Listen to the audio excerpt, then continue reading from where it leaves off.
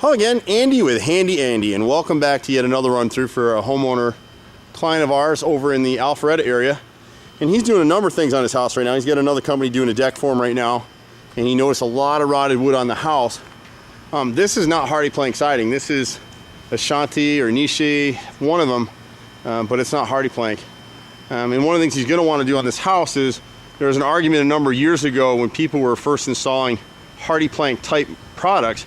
People call this stuff hardy plank. It's like Xerox is the copy. It's an aggregate concrete siding, but it's not hardy. Probably still a decent product, but it's just not hardy plank. And so there's an argument in the insulation, and they're still going on today, is about caulking these joints. If you go back in the old literature, people were either leaving them open or they were filling them with a proprietary concrete slurry mix that would fill those cracks, and they stopped doing it because it falls out.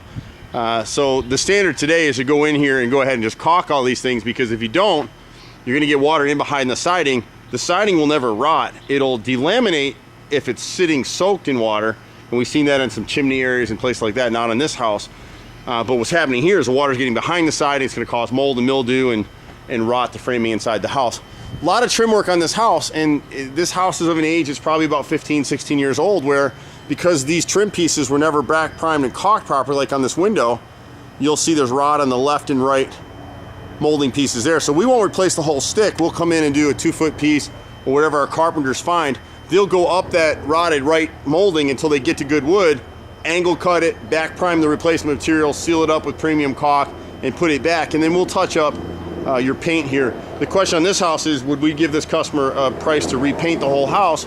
We could, but our price to repaint this house is going to be 2 or 3 times that of everybody else. And you'll see this in some of our reviews where people got pricing from us and then they found someone to do it for 1/3 of our price. But then you're coming back a year or two later and you're dealing with all this rotted trim because the house wasn't painted properly. If you're just getting ready to sell your house, get the cheapest painter you can, slap a paint job on it, and get out of it. But if you're going to live in a house for a long time, hire a quality company that hand paints, hand washes, does it right, and expect to pay more for it, or expect to pay more in terms of repairs. Most of the repairs you're going to see on this particular house are avoidable. So here on the right side corner here, you'll see a little triangle up here. See these repairs all the time. That's a little dog ear piece that has rotted out. And you're going to see pieces all over. We're not even going to be able to catch all of it. This owner you've got 5-inch gutters, and so he wants to replace them all to 6-inch because he's had so much issue with drainage. On these upper portions of his dormers, he can leave those 5-inch gutters in place. They're not really doing any harm. It's a waste of money to replace them. But on the lower sections, on the front and the back and on the left side, he wants to go to 6-inch. He's got 3x4 downspouts, which is great. And you'll run through, and so we'll change this piece out with hidden hanger screws and 6-inch gutters. And you'll see what happens in some of the rot. So here he's at his front bay, and because this mansard roof was never sealed at the bottom edge underneath, the capillary action is drawing water in, and it's rotted out all this trim. So we'll replace all the trim at the top of the bay here. On the front section, you'll see all these little pieces, and it's all over the house. We won't even be able to catch it all in this video, but this is the center of the front bay window. You can see where it's rotted right out. Anytime you see that wrinkling, the windows, because the sash points in the frame have never been caulked and sealed, you see where it's starting to split? It hasn't rotted yet. If we can catch it by caulking it there, we'll be in good shape. This downspout on the front of the house, we'll actually move the downspout over to this corner and then trench underneath this sidewalk and get it to drain here so he can get away from all of this. The front window, if you don't caulk and seal these sash points, and you'll see what happens. So here, see the rot again? Left corner, brick mold. Here's just a caulking and re-nail that guide back in. But here's a left front window, and here you can see the sash is completely rotted. We'll scab in new wood here and make this repair. These are expensive repairs. If you catch it over here, where this is just starting to rot out, that doesn't cost hardly anything. Get over here, now that's an expensive repair. He's got a corner board on the other side of the chimney that's rotted out.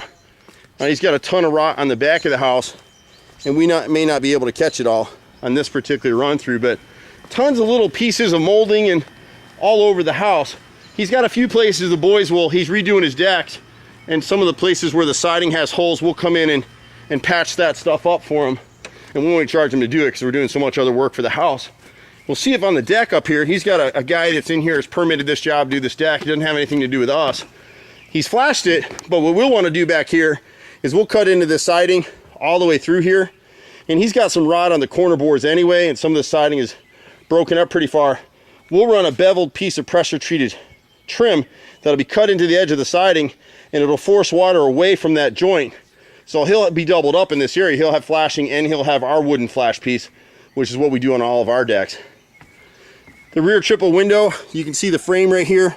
The center's rotted, the inside piece is rotted. And a lot of these windows, you can see where the caulk has failed. So this nose is still good, but you see the gaps in the caulk? That's what's starting to cost him some money. Same thing with this window here. The rear arch window in this, probably the great room living room, we got to replace that nose all the way across. This left brick mold on the transom is rotted. The bottom piece is rotted as well. Replace that. On a window like this one, this triple window, you see how rotted it is right here because there's no flashing over at all. If flashing cuts out right above it, right in this area. So we'll actually, because we're replacing that whole stick, we'll reflash the whole window. So the flashing should come out to about here, about 1.5 inches beyond the edge of this brick mold. See what they did here? It's cut inside of the brick mold, so every time it rains, that water's going in here and it's rotting all your framing, it's rotting your trim. Good caulk is your best friend. You'll see it on the door over here.